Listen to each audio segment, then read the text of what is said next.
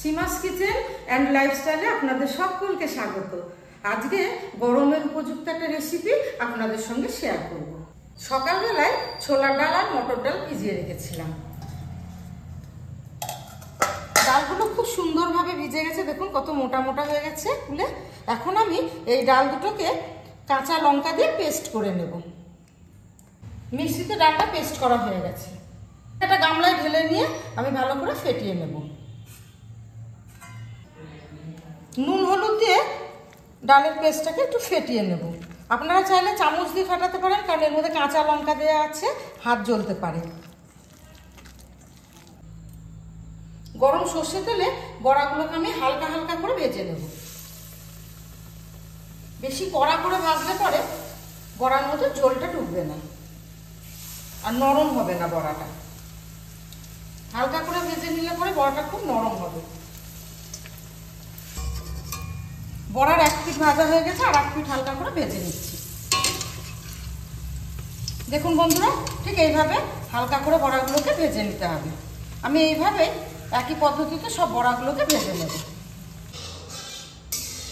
বড়াগুলোকে সব হালকা করে ভেজে নিলাম। বড়া ভাজার তেলেই আমি ফোড়ন দিয়ে নিচ্ছি। হাফ চামচ 5 ফোড়ন, 2টো শুকনো লঙ্কা আর হাফ চামচ কালো সর্ষে।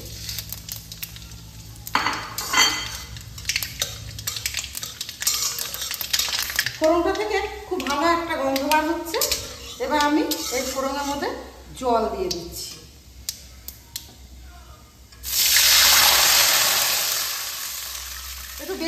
এই জলের মধ্যে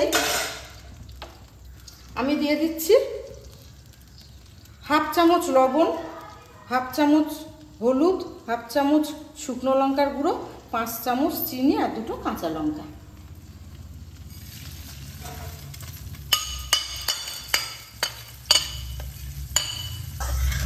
এই রান্নাটা যখন ওয়েদার চেঞ্জ হয়, তখন বাড়ির ছোট বড় সকলেরই শরীর খারাপ করে, তখন এই রেসিপিটা করলে মুখে স্বাদ আসে আর খেতেও ভালো লাগে। ঝোলটা ফুটুক, তখন আমি একটা তেঁতুলের কাঠ বানিয়ে নেব। এখানে পাকা তেঁতুল ভিজিয়ে রেখেছি, এটাকে এবার আমি এই কাঠটাকে বার করে নেব। এভাবে চিপে বীজগুলোকে ফেলে দিতে হবে। এদিকে তেঁতুলের কাঠ তৈরি হয়ে গেছে।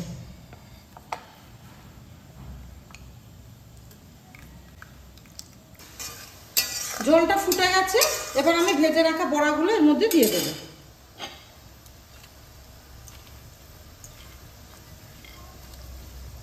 একটু নাড়িয়ে নিয়ে এবার দিয়ে দিচ্ছি তেঁতুলের কাঁচটা। এই যে বাটিতে গুলে রেখেছি, এটা দিয়ে দিচ্ছি।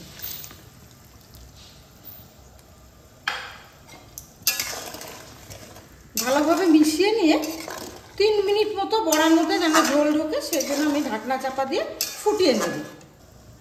ঢাকনা চাপা দিয়ে 3 মিনিট ফুটিয়ে নেব। দেখুন বন্ধুরা, বড়ার মধ্যে ঝোল ঢুকে বড়াগুলো কত সুন্দর ফুলে গেছে, আর বড়ার টক একদম রেডি। আপনারা বাড়িতে একবার এভাবে ট্রাই করে খেয়ে দেখবেন, খুব ভালো লাগবে। আর ওয়েদার চেঞ্জ হচ্ছে এখন, ছোট বড় সকলেরই খুব শরীর খারাপ করে, মুখে কোনো স্বাদ থাকে না। এরকম একটা রেসিপি পেলে তাদের মুখে স্বাদও আসবে আর খেতেও খুব ভালো লাগবে। এরপরে আবার দেখা হবে নেক্সট ভিডিওতে। আপনারা ভালো থাকুন, সুস্থ থাকুন, টাটা।